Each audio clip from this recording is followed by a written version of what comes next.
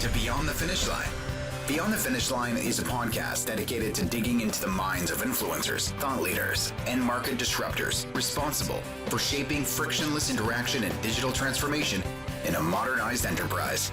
We discover what motivates them, break down their journey and experiences, and identify where they feel the industry is going. Hear firsthand what works when implementing strategy, technology, and change through the transformation lifecycle. Now, here's your host, Contender Solutions Vice President of Business Strategy, Chris Cosentino. Good afternoon, everybody. Thanks for joining Contender Solutions here for our town hall event. We really appreciate everybody's time and investment in the conversation track today. Before we get kicked off, I just wanted to welcome everyone to truly interact with the group here. We've got some subject matter experts willing and able to answer questions as we kind of drive through a talk track. But as you have questions, please pop them into the chat. Our team is monitoring the chat, and periodically through the conversation track, we'll go ahead and pull up those questions and kind of converse with you on those questions and try to answer them as best of our capability. So without further ado, we'll get kicked off here. My name is Chris Cosentino. At Contender Solutions, I drive our business strategy. I'm our VP of Business Strategy. I'm joined by two subject matter experts that both come from very large enterprises, sprawling enterprises, and had diverse responsibility within those enterprises. Scott Freitas here and Rodney Penny. Scott, if you can introduce yourself. Yep, sounds good. So Scott Freitas, VP of Value Realization here at Contender. Been here about 4 years. Prior to that, I spent my whole career on the customer side at a Fortune 500 finance customer. And my last 5 or 6 years there was implementing ServiceNow. But prior to that, I owned the help desk. Before that, I owned some applications from a business relationship management perspective. So I've been actively a customer of the CMDB and then an owner of the CMDB throughout my career there. So. And Scott, you worked in the business segment too, right? Not did. Just in the IT? Prior to the application ownership side, I actually worked in a broker-dealer. I carried a Series 7 so I could actually transact business. I didn't actually do that, but I did it to just understand the business better. Awesome. And then Rodney, if you can introduce yourself. Welcome, bud. I think you're on mute too. You just click the mute button. All right, I hit it twice, I guess.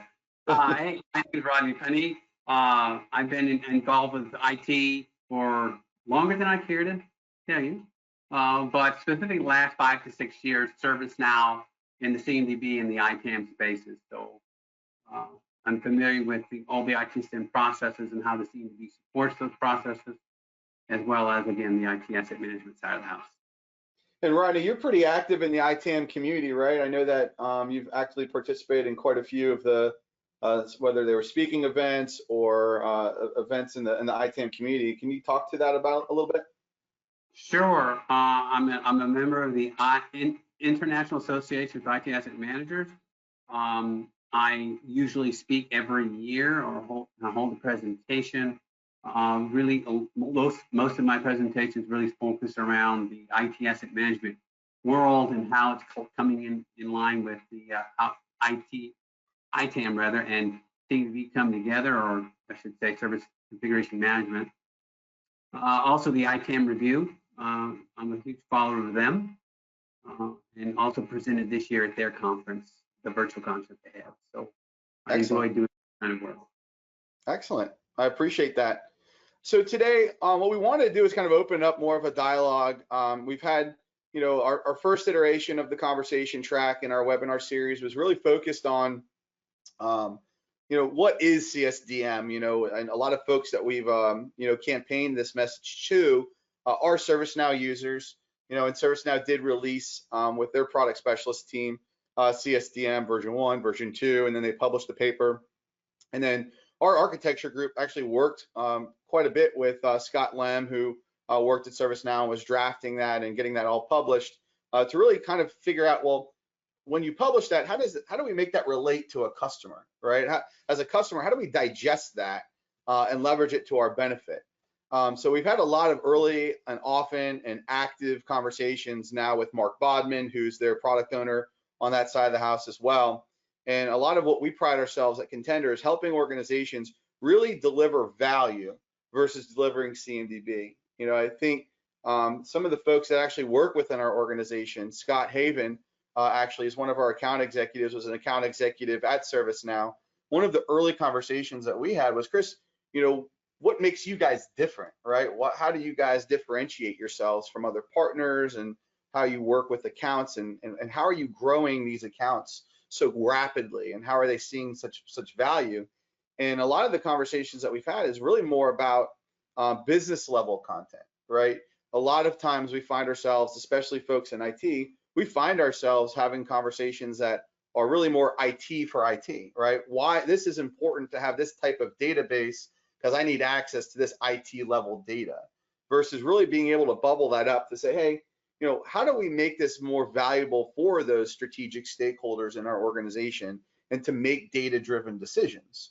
So, you know, what we wanted to be able to do is kind of open this talk track up, and I went across our organization and I said, you know what, who are the folks that I, you know, put a lot of emphasis on in our organizations, where I've seen them in practice, not, you know, necessarily just at Contender, but in their seats, that they actually were able to deliver value of a CMDB. And in essence, before CSDM was really created, really leverage the framework to be able to do that, which now is CSDM. So, you know, to kind of get things going, you know, one of the things I wanted to bring up as a talk track, and I will again recommend, if there's questions that are out there, please do. If some of the folks that just popped up on the line, if you have questions, get them into the chat. We're tightly monitoring that. We want to make sure that we're answering questions. We do want to keep this as interactive as possible. But Scott, you know, kind of talk to me a little bit about it, right? So when you look at, you know, the power of CMDB, a lot of times when we work with accounts and with customers, there's that operational value, right? I want to really impact change management. You know, I really want to be able to have a visibility, you know, of our services or applications and the components behind them. But, you know, how do we get from that operational value piece to that strategic value? You know, kind of walk us through really that power of CMDB, both operational and strategic from your perspective.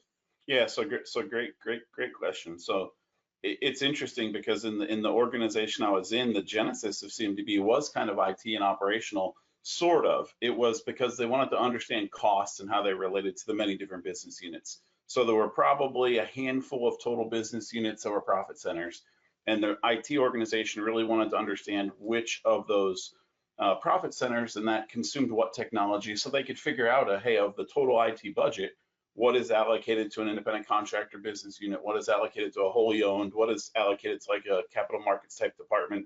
So they really started to segregate information that way.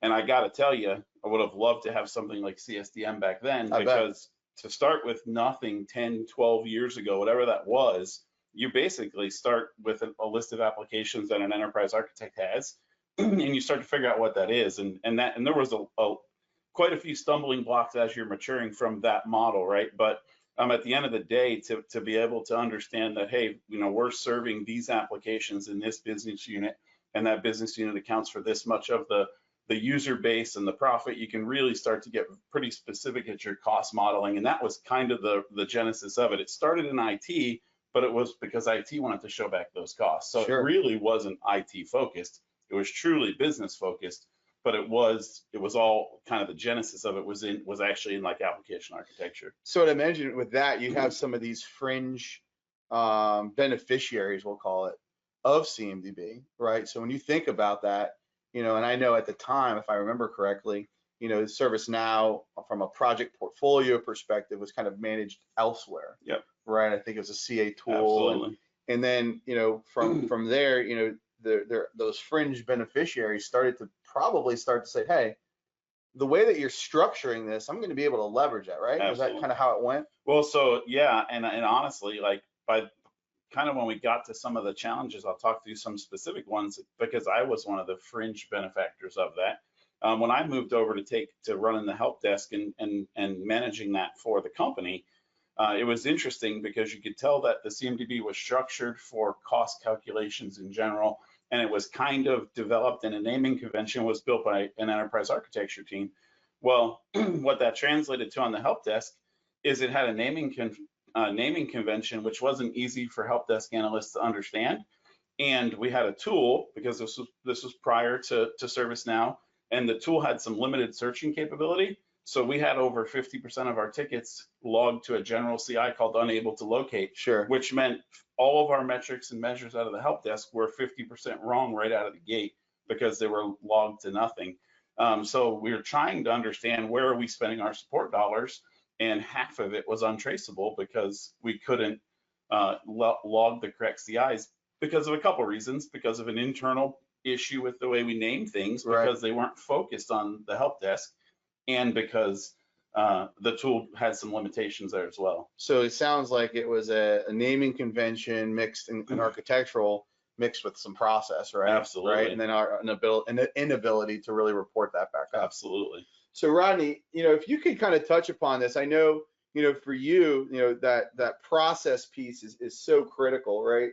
Can you walk us through, as we, listen to kind of Scott's story, talk about kind of your story, when it talk about really building CMDB, there's structure, there's the technology, but there's always that one piece that is typically that missing link when we walk into accounts, is that process piece. So, can you walk us through, like, what does that process look like? What is it called? How do we work that in? Yeah, great question. The CMDB is a great place to put the things that you need to know about your IT environment and organize them into what I like to say bucket. Your service, which then supports your applications, and your CIs underneath those. I mean, that's just high level. But when it comes to the process, as a configuration manager, my goal was always I don't care what your process necessarily is, but here's some standards that your process needs to meet in order for the data to reside in my CMDB, right? To be really specific, so creating a good configuration management standard that helped not only help drive a little bit in the change and the incident area and problem, but also the applications, right? So if they're going to have an attribute that we agree upon through governance that needs to go into CMDB, then we need to make sure we have a very sound process that gets that data in there and it meets those standards of complete and accuracy. Those are the two buzzwords, in my opinion, when it comes to CMDB. Are my records complete, and are they accurate? And the accuracy really comes into the process. How do we verify that accuracy? Well, we can do that through certification, audits, and things like that, obviously. So those are the really big processes that I really focus on as a configuration manager. Sure. And I would imagine, right, Scott, so from your lens, you've got a problem with naming convention and some process, the ability to report on this. When you start to kind of compile that, being able to see that CI data and influence it across service management as a whole, right? That I would imagine is a big stumbling gate for folks, right? Yeah, I mean, absolutely, right. So, I mean, not being able to see, specifically what's going on and where where your users are having challenges with what applications, and to compound that, right? You have applications in an organization like I came from where some of them are, you may have, 50, 80 tickets in a day opened against it, and it's not a major concern. But then there are other systems which are, agency trading type systems where if one user is having a problem, that's something that changes the financial impact of the company. So, right. There are some where you turn something red when one ticket gets open for it. And if you can't log to that and know that it's happening, it's a challenge to get that visibility for sure. And you kind of just now, brought in that separate topic, which is, I guess more into the architecture piece of it is, a lot of times, components, the pieces and parts are good, but to be able to identify them and have a solidified singular list of our applications. Absolutely. Right. And as a starting gate, let's at least, when we talk about the terminology of a service aware CMDB, it doesn't mean that we have to have it at a business service level out of the gates and that's it, right? What we're really talking about is speak to the level of the user. Absolutely. Right. So in a lot of locations to do that, right, to get that proper adoption, we're really talking at the user level. And a lot of times it's that application. For sure. So really what's the holistic list?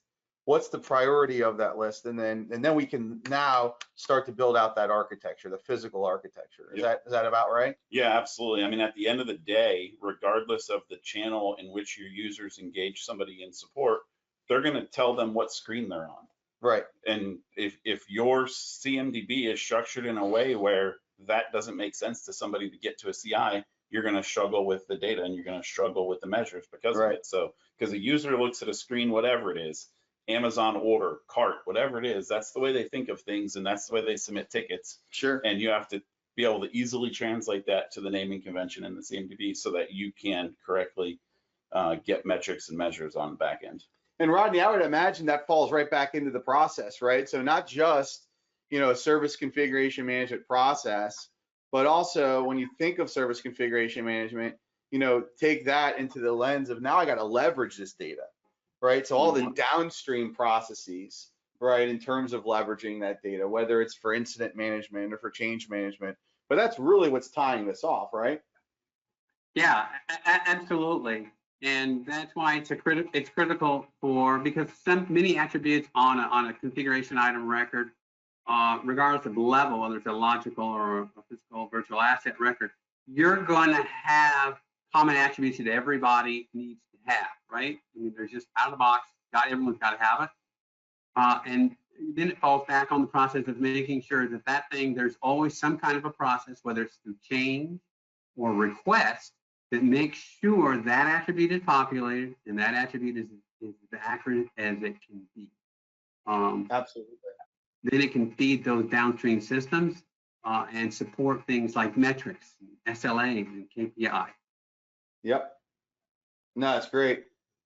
Philip Gomez, thanks for the chat. Long time no see, my friend. So Philip, in the chat, put out there. I know it's a private chat, but it's very topical. But from a conversation perspective, the question does come to us quite a bit of the maintaining your CMDB, and what does that look like, right? And what's that structure look like? So it's a very timely question, and I think that I had some comments here, but let's talk about that. So maybe let's start with your experience, Scott, right? I think that a lot of customers look at managing and maintaining CMDB, and yes, we got to have a process, but now what do I need to manage that? What does that look like?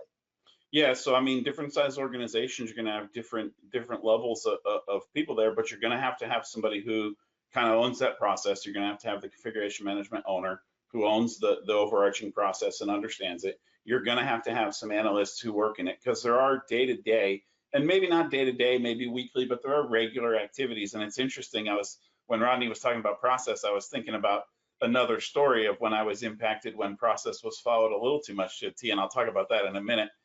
Because it's a good story. But yeah, you've got to have somebody who's maintaining it. You've got CIs that need to be moved from active to retired. You've got activities that have to happen, and you've got attestations with owners about their the applications and services that they own. You've got these day-to-day activities that have to happen. So at a minimum, there's a few roles required. You've got to have a configuration manager who owns that process. You've got to have some analysts, and depending on the size of your organization, it might be one, that might be multiple. And then you've got to have some people who understand the source data that you're feeding in, whether it's ServiceNow Discovery or ServiceNow Discovery Plus. Like we almost never see it only be Discovery. It's usually SCCM coming in on top of it, or BigFix or other tools to provide a more holistic picture of the asset CMDB world together. Yeah. So Rodney, what Scott just said is it's a team game. It's a team sport. Yeah. So you sat tightly in the asset side too. So where do you see the role of the asset owners playing in the management? Yeah, that's a good question. So at least when it comes to physical devices, the asset team is the one who's responsible for delivering those assets to the CMDB, into the configuration world, right? Getting a server, turning it over, procuring it, whatever it may needs to be. So, and I think it's important that the configuration team see where the asset is in its life cycle and understand that someone's actually managing it. Then when it pops up on the network, they know it's theirs. It's theirs to make sure that the record's there, that they're being, follow their process. And then when things leave the CMDB, because we're decommissioning it and disposing it or whatever, then it's let go of configuration world and back into the asset management realm to actually get rid of those things.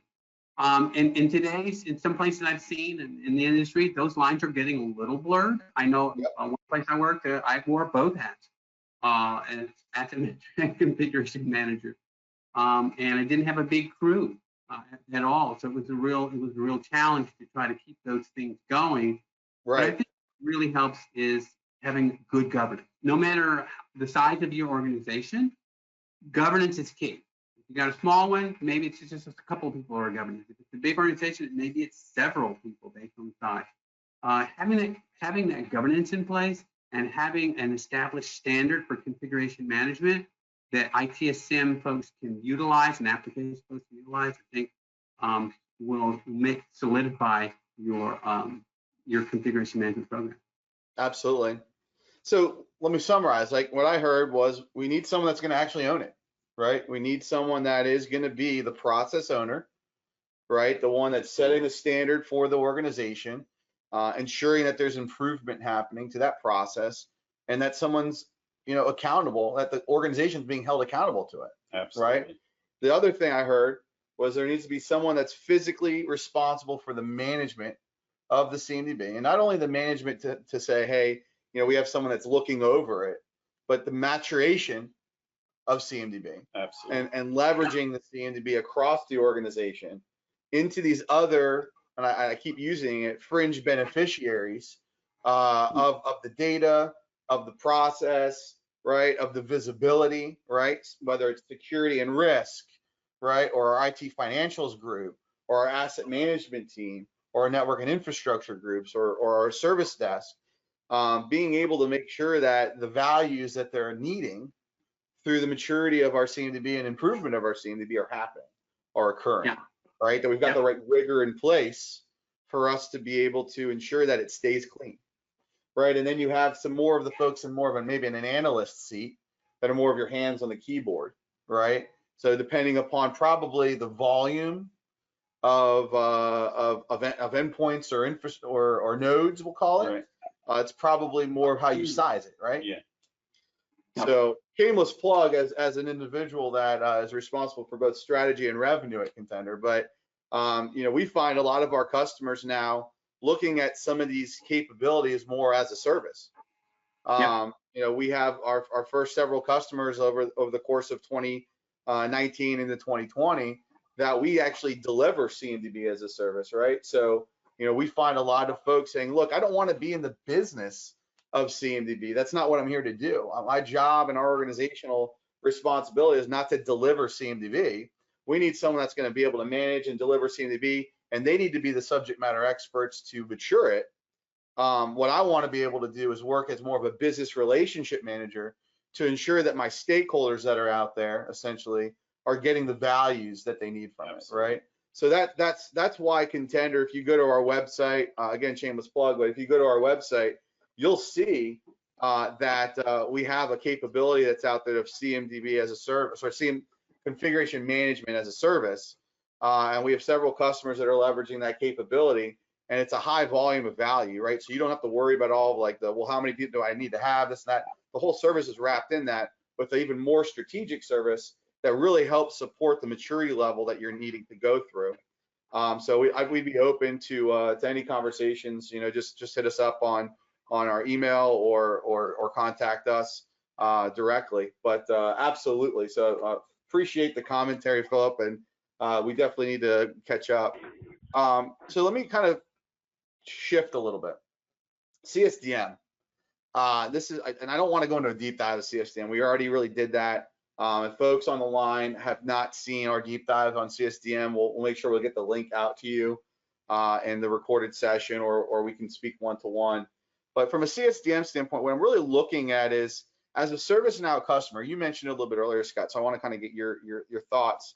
You said, what, I would really have benefited, from CSDM as a customer back when you were doing this. What does that mean? What is this true value? What's that look like? Yeah, so I mean, what it means, and I'll tell you some of my story because that's my best way to translate the value. So the organization I was at went down this path of trying to map out business capabilities, and they literally came up with 17 capabilities that the IT organization offered out to the businesses. They took the entire business of the company, which is now about a $6.5 billion financial services firm, and they bucketed it into like 17 different capabilities that they offer, and they started to map that down to business services and applications. But again, we started with an application list, and that's kind of how we grew. And it was really interesting because when I kind of got more involved with the help desk, but then kind of took on enterprise service management, we looked into how many people are using this data. And there was nobody. So we literally turned off those 17, we turned that whole layer off in our tool, and nobody ever came to us and said, why can't I report on that? Because nobody was reporting on it. So here was an organization who spent a lot of time with a lot of people sitting around the room trying to figure out what that meant, turned it on, had the ability to track to it, but nobody was actually pulling any data reports out of it. So for me, that's kind of, and that's at the capability level, but you could go through that exact example at every level, at the application service level, at the business service level. The amount of time that enterprises spend with all the kind of key stakeholders of a CMDB sitting in the room trying to figure out what is an application service, what is a technical service. The fact that ServiceNow laid it out in a framework that kind of gives you the guidance to know what they are will save enterprises a ton of time. I know the company I came from would have saved hundreds and hundreds of hours. Yeah. Over the course of a few years as we were trying to structure that. And Rodney, for you, just similar, right? When you were program managing the build out of CMDB, they didn't really have CSDM back then, did they? You might be on mute. Can you hear us, Rodney? Double mute. Double mute. You're on mute still. Yeah, I'm sorry, I had technical difficulty. Would you repeat that question? Yeah, no problem. So I said, we were talking through about CSDM. Did you have CSDM when your previous role? Was CSDM a thing when you were starting the program management side of CMDB? No, it wasn't. Lucky you. Oh, God. It would have been so helpful to understand that. I think we're in level 3 right now. Yeah. But when we started out, no, there was no such thing as a CSDM, and we kind of had to figure it out ourselves, which was okay. But in all fairness, as ServiceNow has rolled out more functionality around the CMDB, that common service data model really helped figure out how these pieces fit together. Sure. Or it's more structured down to how an IT organization should run from the service level. So I think it's great. Well, I think it's interesting, right? I think there's such a stress factor on customers, especially previously. I think ServiceNow has come out and corrected a lot, right, of their documentation and definition, right? I think originally everything was a business service, right? And there's so much pressure that I'm investing in ITOM, right? And now I need to be able to define my business services, and they barely had their application lists, in order. So I think there's been a lot of stress put on on customers and prospective customers, or let's say the ecosystem. And it's interesting. What I've seen is we work with our architect Jeff Hinkle, and I find it interesting the conversation tracks that we have when Jeff's engaged with our customers around stop putting that stress on you.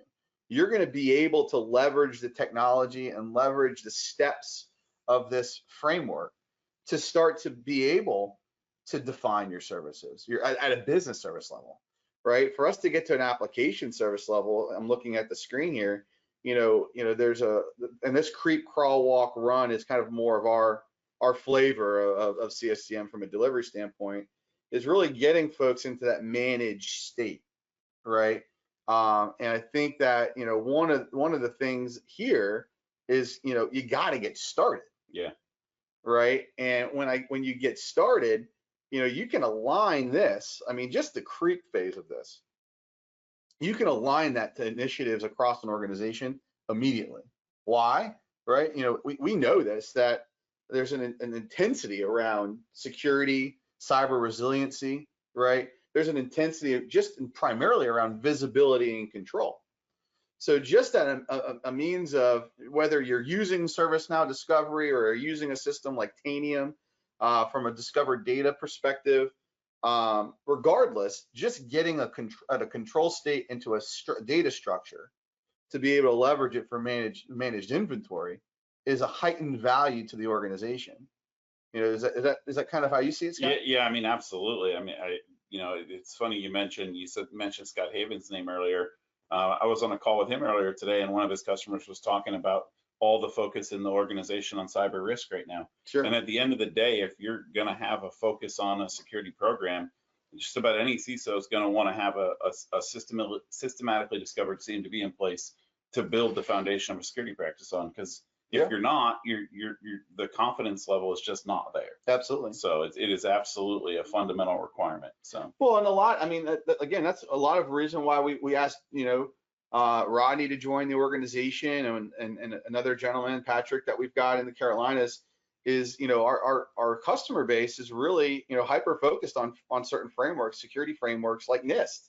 And NIST requires you to really have that control around your environment and have the true visibility, not just from a IT, this is point in time what's on the line, but overall what's on the line. Absolutely. And at a minimum, you're delivering value to other areas of the business. Cyber resiliency drives the ability for your organization to function.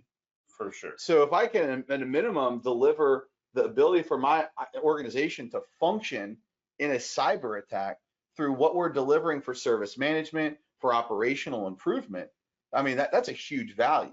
So to be able to sell that really should be the justification process. Absolutely. Attach that to our justification process, right? And then resourcing and the questions that we get on, well, what are we really doing here, is not about, well, I need to be able to put an inventory together. That's not really it. It's more of that. If I can level that up to that next layer of business value is really what we're talking about. Yeah, for sure.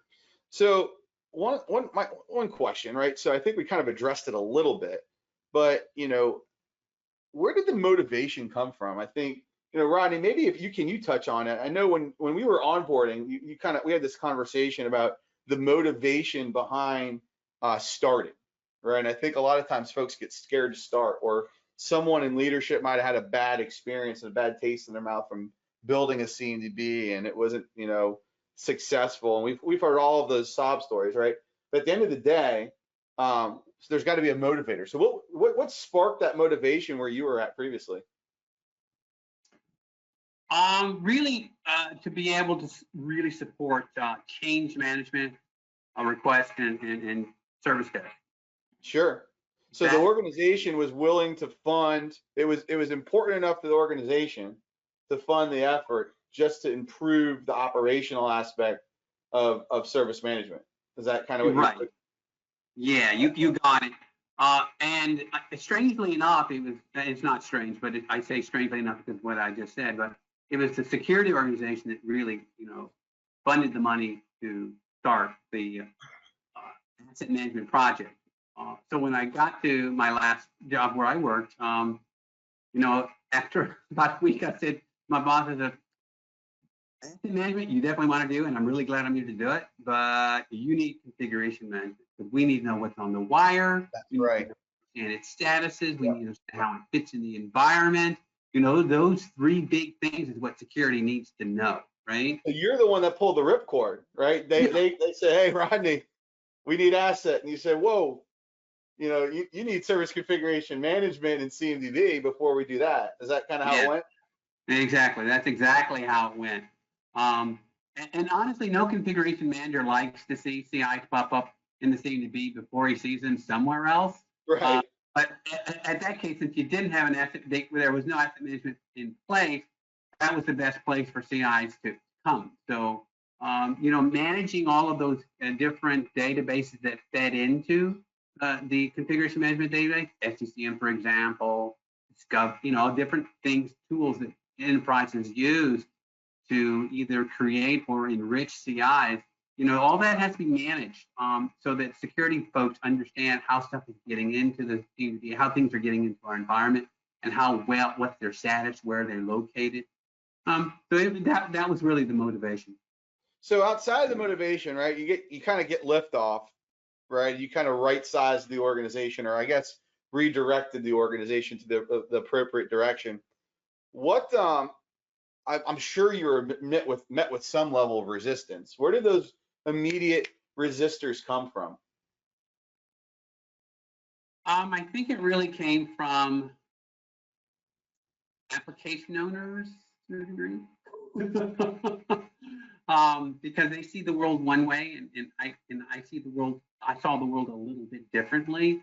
But fortunately, we were able to kind of come together because we had a really good chief technology officer who just kind of like, okay, guys, we got to get this right. I got to know what my applications are. I got to know what ties each application. So between him and the security director, we were able to really help that smooth that path out. It didn't take terribly long, fortunately. It's just in some organizations, like a hospital organization where I was working, a lot of the IT folks came right out of the clinical world. So their thinking wasn't quite in line with what mine was, right? How I see the world through the ITIL lens, right? They see it taught differently. So a lot of it was training folks to understand how all this works, what's the point of purpose of the CMDB, what processes does it support. Yeah. So you had a top-down leadership, push, which is helpful. But one thing I do know about you, which is not typical in organizations, is something you just mentioned. And it's one of the things I kind of identify really nicely with Scott, because before Scott was at Contender, I was knocking on his door every other week to try to get in and beat Contender. But the ability to communicate to the business stakeholders, and I find that a lot of time is the challenge that some of our customers face, is that they're so entrenched in the IT aspect of it that being able to lift your head and talk business with a business stakeholder is a little difficult, right? So, how do you approach that? I mean, you're Scott, no, not tooting your horn, but you're definitely one of the better ones that I've been, working with in my past. Yeah. So how does that happen? Well, so it's interesting, right? Because you're asking this question, you're kind of asking me the similar question you just asked Rodney about the detractors, right? So the organization I came out of had an IT department, a traditional IT department of about 1,000, 1,200 people, but an app dev team of about 600. And like I said earlier, the origination of CMDB, and I use this all the time, our CIO didn't say I need a CMDB like no CIO says I need a CMDB. Yeah. They had a different question. They said, hey, we need to understand cost transparency a little bit, yeah, and what the business units are consuming us for. And that's what kind of led to, hey, well, that's you can do that in a CMDB, right? So a couple of people started pushing that direction. And some of the detractors were people just a little concerned about a level of transparency that they didn't have before. Sure. So at the end of the day, I think just like anything else, kind of a what's in it for me conversation, right? So a part of what the organization I was at did as they rolled out CMDB, they also kind of introduced business relationship managers to help kind of be the intermediary between the business and those app dev teams. And initially there was very high concern about that too. Yeah. But again, once they saw that this was helping them translate the business speak to the IT speak, because that organization used the term run IT like a business over 12 years ago when it wasn't used way too much like it is today. But that scared some of the people in the app dev world, right? They're like, I don't need business people telling me what to do. I just need to build code. Right. Well, at the end of the day, you have to understand the business to build the right code. And it was just an interesting dynamic. And quickly they saw the value of, it wasn't transparency that was exposing anything. It was transparency that was helping them do their job better. So, but you also brushed over something, and because you're modest, but you were able to take the concept that as an executive had, your CIO needed cost transparency. And you were able to take that understanding what cost transparency means and an ability to deliver that is coming from CMDB, right? For sure. So that ability to relate is not always something that's in organizations. So, for sure. So I think it's important to understand that for the community that's out there is, I think sometimes we have to stop and think, right? Listen, what are my key stakeholders, right, need, and how can I deliver it through the functionality that I have at hand? Right. And it's a little bit more of a BA skill set, right? But at the same time, that's really where you're able to produce value. Yeah. Right. So I think that's it's critical. So from a another thought to this, right? So when I look at the creep, crawl, walk, run, a lot of times we walk into organizations, and we're going through it with an organization right now. And the first conversation we had was, well, in 4 months I need to be at run, right? And it's like, okay, that's great. It's a good thing to have an aspiration and a goal.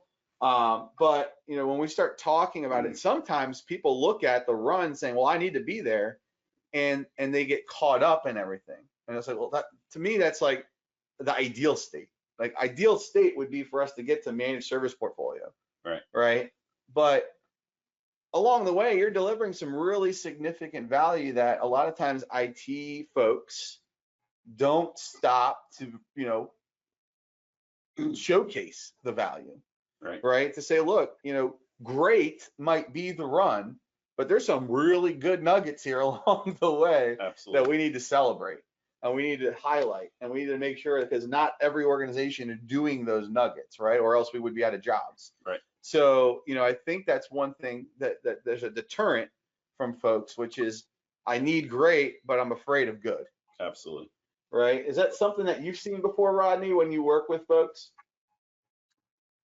Yeah, it has. And it may seem a bit anti-intuitive, but to understand the mindset of, people are being held accountable because they're spending bucks, right? They're using resources for this.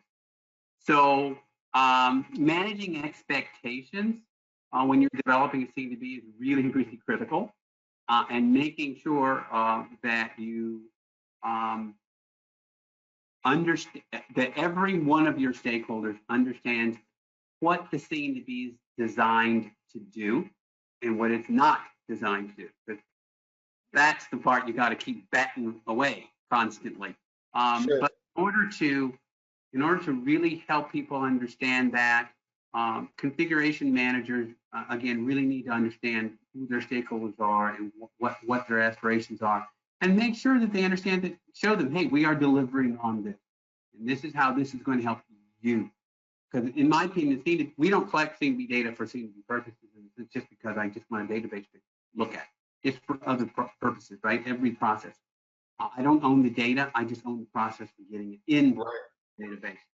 So making sure that we connect well with those stakeholders and help them understand the value realization that's being derived as we step through this is really a great, it's a help. Sure. And your CMDB project go much more smooth.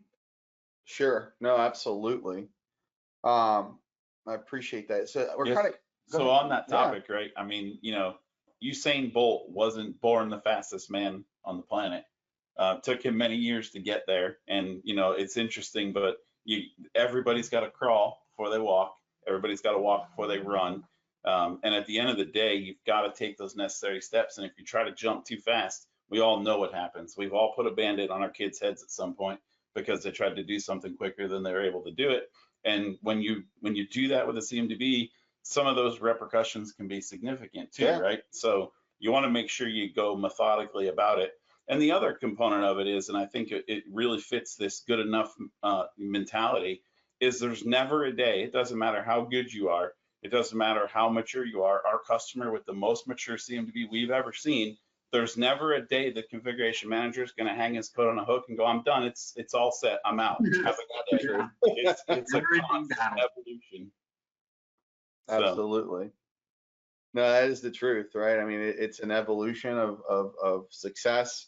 And that's why, again, it's so important to celebrate the values that's delivered, right? Because there's new values uncovered every step of the way, which is really important. And I think it kind of bleeds into my next question is, and this is one I was really excited to talk to you about, Scott, is,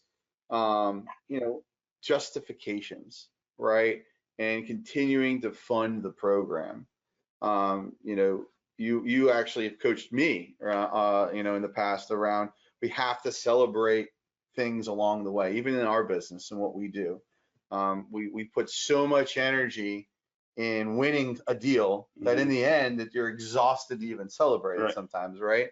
Or the wins that we celebrate with our customers too. It's tough, right? Because you're always looking for that next big win. Absolutely. What have you done for me lately concept, Exactly. right? So when we talk about the importance of that, to highlight it, this idea of a true retrospective of what have we done, what's the value we've delivered, and really doing that. I mean, that's your new role of VP of Value Realization. Absolutely. So can you walk us through, when you look at, previous slide, a little bit of, stepping through the maturity spectrum of whether it's CMDB or leveraging CSDM, how do you showcase those values? What does that mean to you? Yeah, so I mean, so we'll start at like a lower maturity and kind of work our way up. So, you start with when you start with just an inventory of CIs, right? You're gonna track numbers and volumes is the way I like to talk about it. So you may have the help desk who can now relate incidents to specific pieces of infrastructure. So you're starting to get a picture of maybe where your support dollars are going, but you're still not in the point of even thinking dollars.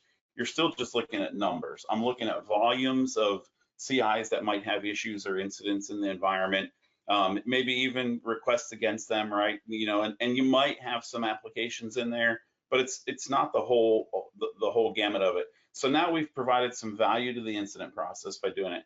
As we step up and we move up and we're fully systematically aware and we have all of that, and maybe even some of our tooling that we've used have kind of started to create some relationships of maybe which instances of databases are running on which pieces of infrastructure in that. Now we're getting a little bit better because we're able to understand if this goes bump in the night, I'm impacting that. We're still not seeing the full service awareness, but now we're starting to get some additional information on that where we can kind of track some of that relationship value. Now you've got some really great value in a change management process, right? And you're systematically aware. So I'd say you're starting to drive value into security programs as well, right? I'm systematically discovered. I know what's there. I've got a solid foundation to start building that program on. As we move up our maturity scale from there, we get up into, you're stepping into service awareness now, right? So you might be starting to systematically discover services or maybe even manually mapping them, right? It's a natural progression. So when you get here, now you're starting to provide value into things like maybe governance, risk, and compliance. You're starting to provide value into the IT finance team because now you can really start to understand the finances behind that because you've got, kind of lower level and you've built your way up to having a better picture of the environment and what relates to what. So let me put two things together. So you're at Raymond James, your executive says, I need cost transparency. You say I can deliver that. What you just showed though is a pretty strong stepping stone to get there. How do you temper that, right? Like I'm a CIO or a CTO and I'm asking for this and you're saying, raising your hand saying, I'll deliver that. How do you temper the executive staff to say, well, we'll get there, but here's the thing. Do you walk them through that? But do they get that? Do they understand that? Or do we have to deliver that message maybe a little bit differently? Well, so I think you got to go to the initial ask and how much of it you can deliver because full transparency, our first, and part of this was a team, team effort, but part of this was in place long before we had any systematic tools. So our first handful of years, we literally manually maintained the CMDB. What that meant there were a handful of configuration manager analysts because we were manually inputting everything. Every time a change order came through to put a server on the line or put a blade in the environment, we had a person that hand entered that into our CMDB. Wow. For years, it was managed that way. Actually, until ServiceNow came along, our CMDB was for the most part managed in a more manual manner.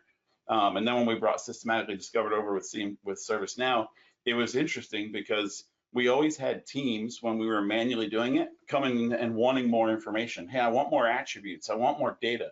The CMDB is great. It's helping us provide this picture and some cost transparency information, but I need all of this information. And we're like, whoa, you can't add it because we don't have the resources to enter it, maintain it, keep it up to date. When we got to ServiceNow's discovery tool as our primary discovery tool and we systematically populated it, the list of attributes in the CMDB went up multiple fold. Yeah, blew up. So it sounds like you went through a path of, look, we have to automate, right? We got to automate this. That's going to give us more of a grander picture, more control. We can leverage these resources a little bit differently, and then we can then start making these additional progresses on these outlier processes outside of CMDB that'll start reporting our costs back up. Yeah, absolutely. And I would imagine that's why your big bang, because I think you guys went a big bang, right? You did all the service management plus the discovery piece.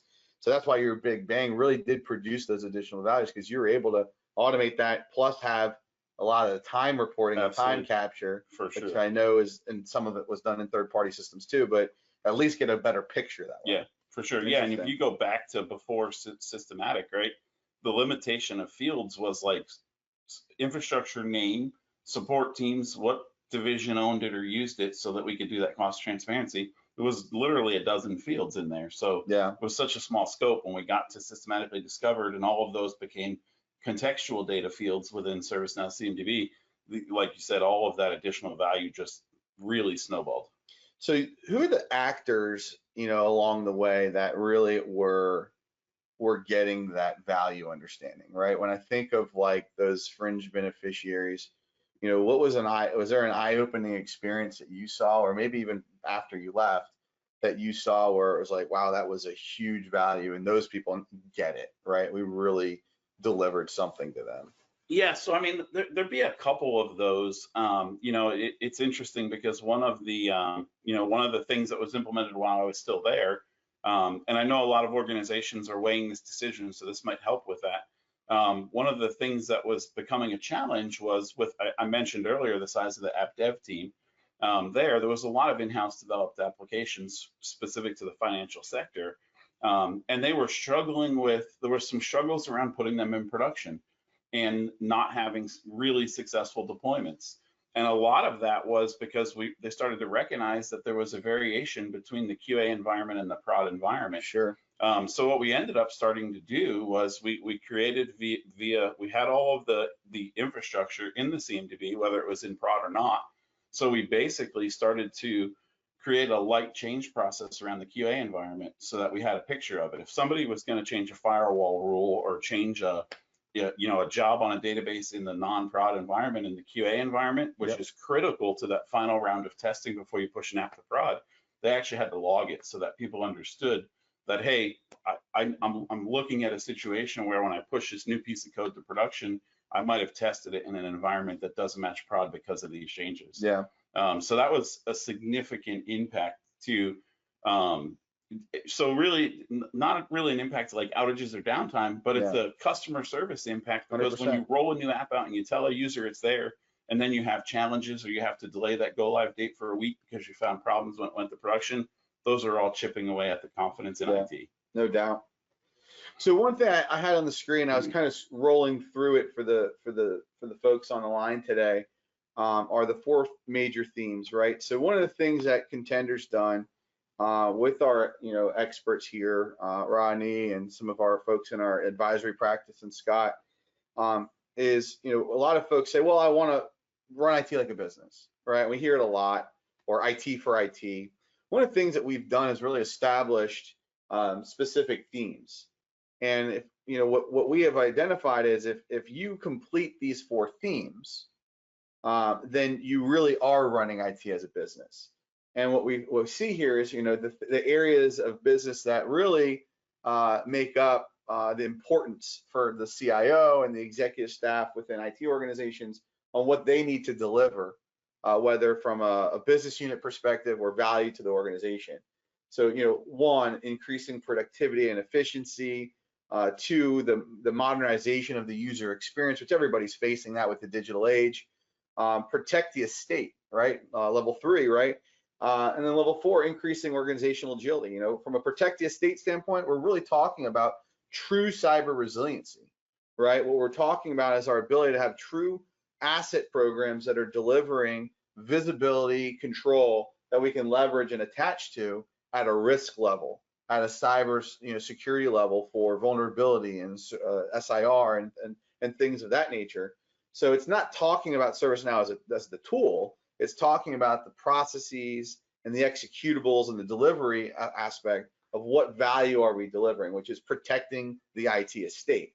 And then we get into increasing organizational agility, and that's really focused on what are we doing in the digital age. We have a lot of organizations focused in DevOps, right? We have a lot of folks, really focused on, streamlining that process, right? Whether it's through change management and release management and the constant cycle of improvement and things of that nature in a true Scrum team environment, integration to those tools and smoothing that process out. So we've kind of taken those, and as we talk to customers, this helps us really prioritize what are we delivering. So when we talk to an executive and we build out a holistic plan, we're really developing a plan to these types of themes. And then this way you can kind of predict Absolutely what you're essentially going to deliver in a journey. And then with that, we're able to align whether there's services or we identify the gaps in the organization to be able to deliver these types of capabilities. So, for us, it's really helping to do that and map out that environment for our customers. And again, all of those that I showcased there, they're all centered around CMDB, Scott, right? Oh, absolutely. And Rodney, right? You're not going to be able to deliver any one of those unless you've got a strong handle on your CMDB. Is that accurate, Rodney? Yeah, I'd say so. And just a shameless plug for ITAM, really, because that's where the cost management comes together. Those two things, but the CMDB is that focal point where services come together with the assets, so to speak. I think that's key. You're absolutely right. Absolutely. And one last thing I wanted to bring up here on the screen is there was this mention of BRM, right? The business relationship manager, and the ask earlier about, what does it take to manage some of these environments, whether it's managing a CMDB or managing a ServiceNow program, or really it's not a ServiceNow program. ServiceNow is the platform in which you're delivering this value, but it's really truly a service management program, right? And a service management office. So if you look at ServiceNow as a product versus a technology, right? It's truly a product, and products are meant to deliver value. Well, the only way we're going to be able to deliver value is to understand our customers' needs. Absolutely. Is to understand what our users are expecting and needing. How do I improve, whether it's an efficiency or a value? What is that value that I'm going to deliver?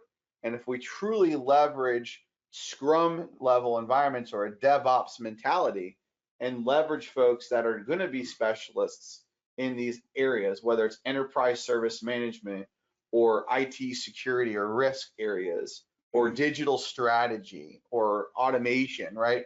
If we can leverage folks that are in your organizations today to be the folks that are responsible for certain areas of the business and relating to them, now we have a cycle in which we can capture that information. We can automate that through surveys and things like that. And then we can focus primarily on delivering the value. Absolutely. Right. So, a lot of folks ask us, like, what does a program team look like? And it's interesting. They're very much interested to hear that we don't focus much on the product, in terms of ServiceNow as a development perspective. We hyper focus on converting your team and resources to this BRM concept and model, and adopting more of a DevOps and Scrum-like team model, and really delivering ServiceNow as a product, not as a technology stack. So I think that really emphasizes how you typically can deliver things like CMDB at a value stage, especially when you have someone at an executive level expecting the delivery of cost transparency, because that is a journey. And again, it's going to be an evolution, and priorities will change. So we'll end with this. Rodney, I'll ask you first, and Scott will come to you. If you're in your seat 6 years ago, you're your 6 years ago self, and know what you know today when it comes to delivering value out of a CMDB, what advice would you give yourself? Yeah, the best advice I think I could give myself is first of all, be very familiar and understanding the capabilities of your CMDB, what it's designed for, because that's really what you're going to have to communicate to the stakeholders of the CMDB. So have a firm understanding Also, you need, in order to connect with your stakeholders, you need to understand their world.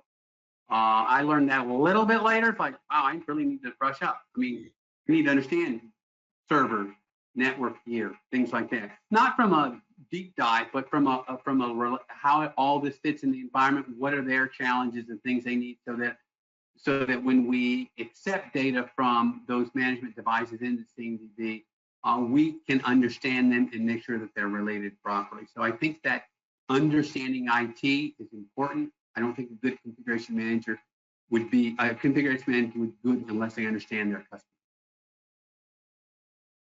Awesome. What about yourself, Scott? Yeah, so for me, it's an easy answer. I would have started sooner. So at the end of the day, it's a journey. You got to take it. We talk to customers all the time, and they talk about the fear factor of, they recognize that there's so much effort into it. And when we say so much effort into it, it's a journey. It's not, it's not like just turning on one piece of technology and walking away.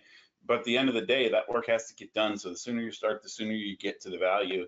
When I look at my garage and it's an utter mess at the fault of my wife and children for not putting things away correctly, there's an amount of time to clean that up. And the sooner I start, the sooner I get done. If I wait till Sunday afternoon to start, I've got to work way too late into the night. Yeah.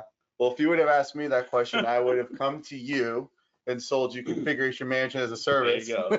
It saved you a lot of time, energy, and money. There you go. But no, on all seriousness, Rodney, first and foremost, I appreciate you dialing in and doing this remotely. I know sometimes it's a little more difficult to run these remote, but really appreciate your participation. Scott, thank you for your time and availability on this. And for the folks that joined us today, I truly appreciate the time that you spent with us through this whole process of, I guess not a process, but the overarching sessions that we've developed.